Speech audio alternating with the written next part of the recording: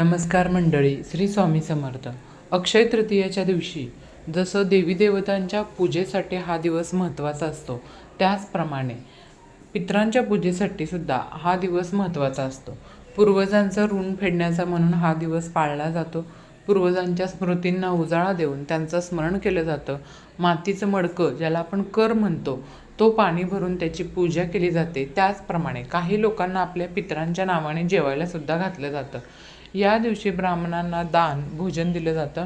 या दिवशी सुखसमृद्धीसाठी केलेल्या उपासनेमुळे आपल्यावर होणाऱ्या देवतेच्या कृपादृष्टीचा कधीही क्षय होत नाही. अक्षय या शब्दामध्येच आहे कधीही क्षय न होणारे, कधीही विनाश न पावणारे.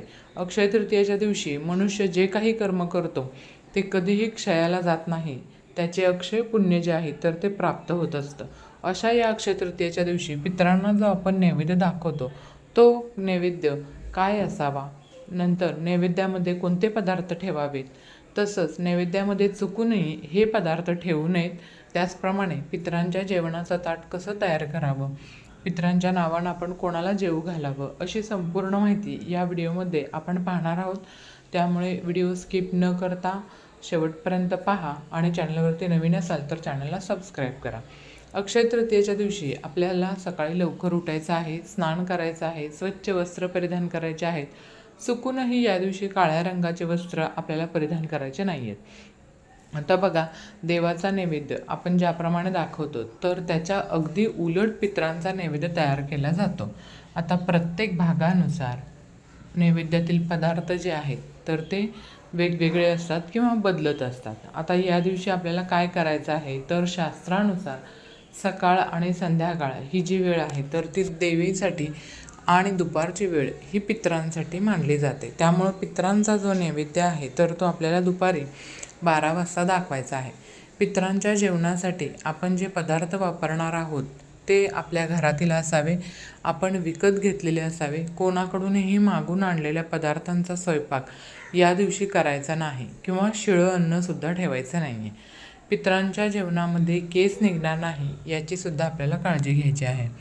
आता पितरांच्या जेवणामध्ये कोणते पदार्थ असावेत तर आपल्याला जसं शक्य असेल तसं पितरांसाठी स्वयंपाक बनवू शकतो. फक्त पुरणपोळीचा आपण स्वयंपाक करू शकतो किंवा मग आपण अनेक असे काही पदार्थ आहेत जे पितरांना प्रिय आहेत तर ते सुद्धा बनवू शकतो.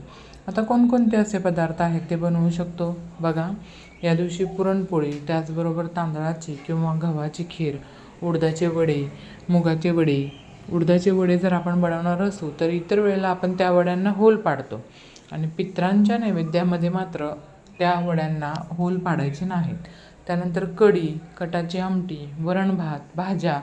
मग यामध्ये बघा अळू, गवार, भेंडी, शेपू, मेथीची भाजी, डांगर, बटाटा अशा भाज्या आपण बनवत असतो. गवार जेव्हा आपण बनवतो तर त्या शेंगा ज्या आहेत तर त्या आपल्याला अख्ख्या तशाच बनवायच्या आहेत, त्यामध्येच मोडायच्या नाही आहेत. सर्व प्रकारच्या चटण्या, प्रामुख्याने तीळ आणि जवस या चटण्यांचा समावेश करा. कोशिंबिरी सर्व प्रकारच्या चालतील. तसंच पंचामृतसुद्धा आपल्याला या दिवशी बनवायचं आहे. त्याचप्रमाणे काकडी, त्यानंतर फळांच्या फोडी जसं की चिकू असेल, केळी, सफरचंद, नंतर या फळांच्या फोडी, डाळिंबाचे दाणे, त्याचबरोबर थापीव वडे असतील. त्याचप्रमाणे पितरांच्या आवडते मध, खीर, शुद्ध तूप याचं जेवणामध्ये समावेश करावा. त्याचप्रमाणे भाजी, भजी, पापड, कुरडई, लिंबू आणि एक आल्याचा तुकडा तर असा जो नैवेद्य आहे तर आपण बनवू शकतो. मात्र उकडलेले, आंबट, खारट हे पदार्थ पितरांच्या जेवणाच्या ताटामध्ये टाळावेत. तसंच कांदा लसूण विरहित पदार्थ देखील टाळावेत. तसंच शेवगा, वांगं, गाजर याचा पितरांच्या ताटाच्या जेवणामध्ये समावेश करू नका. शुद्ध मनाने, पवित्र राखून श्रद्धेने यथाशक्ती हा स्वयंपाक करायचा आहे. पितरांच्या जेवणाचं ताट कसं वाढायचं ते पाहूया.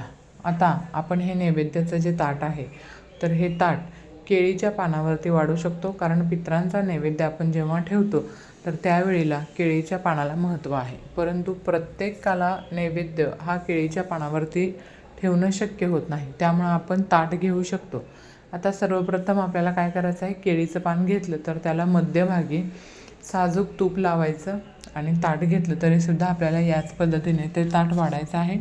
त्यानंतर प्रथम आपल्याला पितरांचं ताट वाढताना जसं आपण देवाला नैवेद्य दाखवताना ताट वाढतो त्याच्या अगदी उलट क्रमाने पितरांचे ताट वाढतात. बघा, मीठ आणि लिंबू देवाच्या ताटात वाढताना आपण सुरुवात मिठाने करतो. तसं न करता सगळ्यात शेवटी मीठ आणि लिंबू पितरांच्या ताटामध्ये वाढायचं. त्याचं कारण असं की पितरांना खारट आंबट पदार्थ चालत नाहीत किंवा आवडत नाहीत, म्हणून सगळ्यात शेवटी ताटामध्ये मीठ आणि लिंबू वाढायचं. भाज्या एका बाजूला वाढायच्या. समजा उजव्या बाजूला भाज्या, डाव्या बाजूला सर्व चटण्या वाढायच्या. मध्यभागी भात वाढायचा. भात करताना आपण जसं नेहमी वाटीमध्ये भात घेऊन त्याचा मोत करतो किंवा तो तसा वाढतो, तसं न करता चमच्यानं भात वाढायचा. भात वाढण्या अगोदर शुद्ध तूप वाढा. उलट क्रमाने वाढायचं. प्रथम शुद्ध तूप, त्याच्यावरती नंतर त्यावरती भात वाढायचा. पळीने किंवा चमच्याने वाढा. त्याच्यावरती मग वरण वाढायचं. त्याच्या शेजारी कढी, खीर वाटीमध्ये वाढायची. म्हणजे ओबडधोबड किंवा विरुद्ध क्रमानं ताट वाढण्याचं कारण असं केल्यानं त्या अन्नामधले रजोगुण वाढतात, तमोगुण वाढतात आणि त्यामुळे पितरांना ते अन्न ग्रहण करणं सोपं जातं. भजी, वडे, सांबर, पापड, कुरडई, तळलेले जे पदार्थ असतात ते ताटामध्ये समोर वाढावेत. उजव्या बाजूला भाज्या, डाव्या बाजूला चटणी, कोशिंबीर, सर्व प्रकारच्या चटण्या, पंचामृत वाढावं आणि समोर तळलेले पदार्थ वाढायचे. मध्यभागी शुद्ध तूप, त्यावरती भात, मग वरण, शेजारी कढी, खीर आणि शेवटी यामध्ये आल्याचा तुकडा जो आहे तर तो सुद्धा ठेवायचा आहे. तो कशासाठी ठेवायचा तर नैवेद्यामध्ये जर काही कमी असेल तर आपल्याला त्याची क्षमा मिळावी म्हणून हा आल्याचा तुकडा आपली एक क्षमा प्रार्थना म्हणून आपली भावना व्यक्त करण्यासाठी हा ठेवला जातो. तर अशा प्रकारे आपल्याला नैवेद्याचं ताट जे आहे ते वाढायचं आहे. अशा पद्धतीनं जेवणाचं ताट वाढायचं. पितरांच्या जेवणाचं अशा पद्धतीने ताट वाढल्यानंतर त्यांना नैवेद्य सर्वप्रथम दाखवायचा. देवांना ज्या वेळेला आपण नैवेद्य दाखवतो त्यावेळेला आपण काय करतो, पाण्याने जमिनीवरती मंडल तयार करतो, चौकोनी मंडल, तर म्हणजे पाण्याचा चौकोन करतो. पण पितरांना आपण ज्यावेळेस आपण नैवेद्य दाखवतो त्यावेळेला चौकोन न करता बोटानं पाण्याचा गोल करायचा, म्हणजे वर्तुळ करायचं आणि त्यावरती ताट ठेवायचं आणि पाणी फिरवताना ते देखील विरुद्ध बाजूने म्हणजे घड्याळाच्या काट्याच्या विरुद्ध दिशेने पाणी फिरवायचं असतं. असं करण्याचं कारण पण तेच आहे की उलट क्रियेने अशा पद्धतीने नैवेद्य दाखवला की त्या अन्नातील रजोगुण वाढतात, तमोगुण वाढतात आणि पितरांना ते अन्न ग्रहण करणं सोपं जातं. जेवणा अगोदर आठवणीनं गाय, कुत्रा आणि कावळा यांना घास ठेवायचा. तो घास कसा ठेवावा व मंत्र काय म्हणावा ते आपण पुढे पाहूया. पण पितरांच्या दिवशी याचक असतील, भिकारी असतील, दारावर कोणी आलं किंवा त्या ठिकाणी जाऊन जे खरोखर गरजू आहेत, उपाशी आहेत, अशांना अन्नदान अवश्य करावं. सत्पात्रे दानाला पितरांच्या दिवशी, अक्षय तृतीयेच्या दिवशी खूप महत्त्व आहे, म्हणून अन्नदान करा, वस्त्रदान करा. तर अशा पद्धतीने आपण आपल्या पितरांचा स्वयंपाक करताना, पितरांचं जेवण बनवताना, तसंच पितरांसाठी आपण जे ताट वाढतो आहे ते ताट वाढताना हे नियम अवश्य पाळावेत. असं केल्यानं आपले पितृ लवकर आपल्याला आपला नैवेद्य ग्रहण करतील, आपलं अन्न ग्रहण करतील, संतुष्ट होतील, त्यांना शांती लाभेल. आणि हे नियम पाळून आपण जो स्वयंपाक करतो किंवा जे ताट वाढतो हे अन्न ज्या वेळेला पितृ ग्रहण करतात ते अक्षय असतं, म्हणजे जास्त काळापर्यंत ते पितरांना संतुष्ट ठेवतं, त्यांना शांत ठेवतं. त्यामुळं आपोआपच पितृदोष कमी होण्यास मदत होते. आता आपण जो या दिवशी स्वयंपाक करतो तो म्हणजे पुरणपोळीचा स्वयंपाक करतो. त्यामध्ये पहिली जी पोळी आहे किंवा चपाती आहे ती गाईला द्या, दुसरी पोळी कावळ्याला आणि शेवटची पोळी कुत्र्याला आपल्याला बनवायची आहे. पहिली पोळी बनवताना तिला तूप लावायचं आहे आणि आपल्याला ही पोळी गाईला खायला द्यायची आहे. त्या पोळीवरती गुळाचा खडा ठेवायचा आहे आणि गाईला ती पोळी आपल्याला खायला द्यायची आहे. त्यानंतर कावळ्याला नैवेद्य देताना संपूर्ण नैवेद्य द्यायचा आहे, कारण या दिवशी कावळ्याला खूप महत्त्व आहे.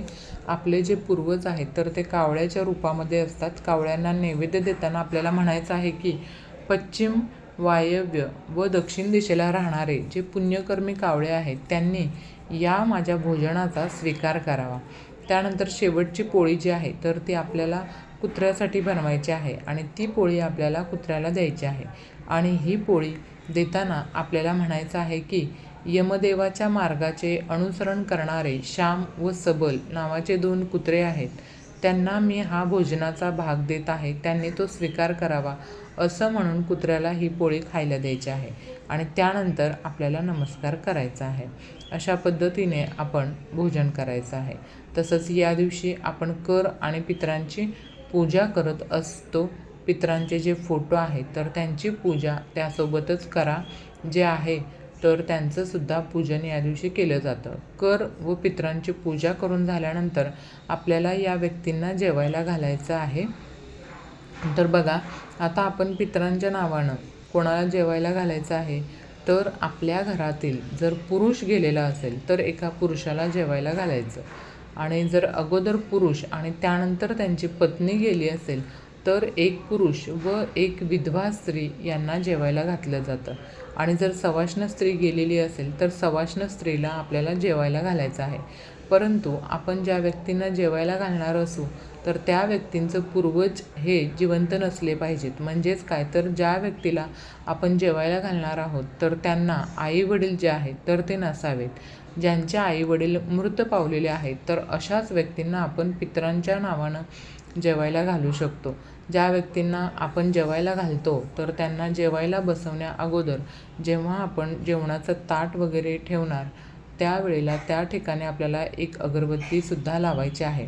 त्या व्यक्तीच्या कपाळाला बुक्का किंवा चंदनाचा टिळा लावावा आणि त्या व्यक्तीच्या आपल्याला सर्वप्रथम पाया पडायचा आहे, नमस्कार करायचा आहे त्या व्यक्तीला आणि त्यानंतर आपल्याला जेवायला घालायचं आहे. तर ही माहिती जर आपल्याला आवडली असेल तर जास्तीत जास्त शेअर करा, जेणेकरून त्यांनाही या माहितीचा लाभ होईल.